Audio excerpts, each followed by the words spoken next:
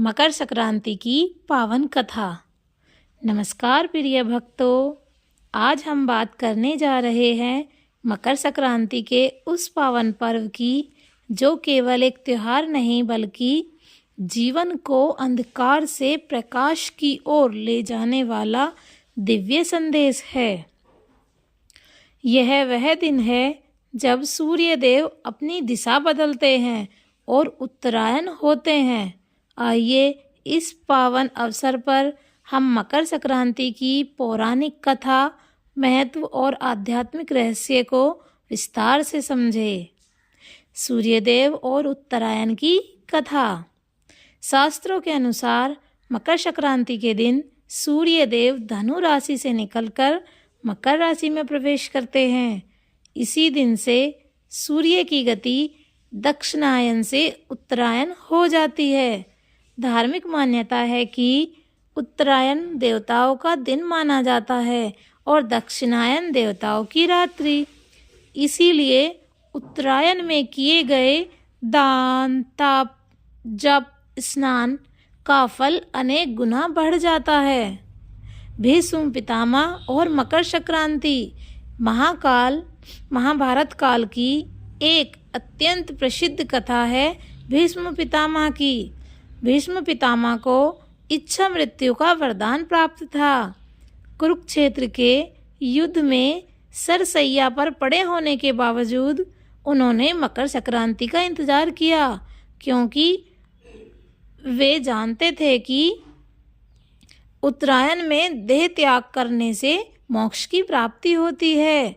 मकर संक्रांति के दिन सूरज के उत्तरायण होते ही भीष्म पितामह ने अपने प्राण त्यागे और परम गति को प्राप्त हुए। यह कथा हमें सिखाती है कि समय, संयम और सही दिशा जीवन का उद्धार करती है। गंगा अवतरण और मकर संक्रांति।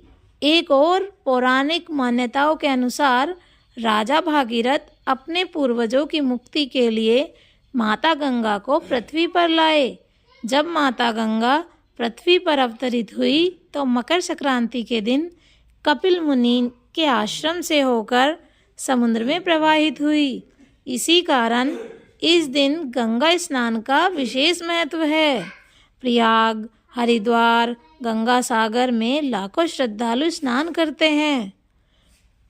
मकर संक्रांति पर तिल और गुड़ का दान सबसे श्रेष्ठ माना जाता है।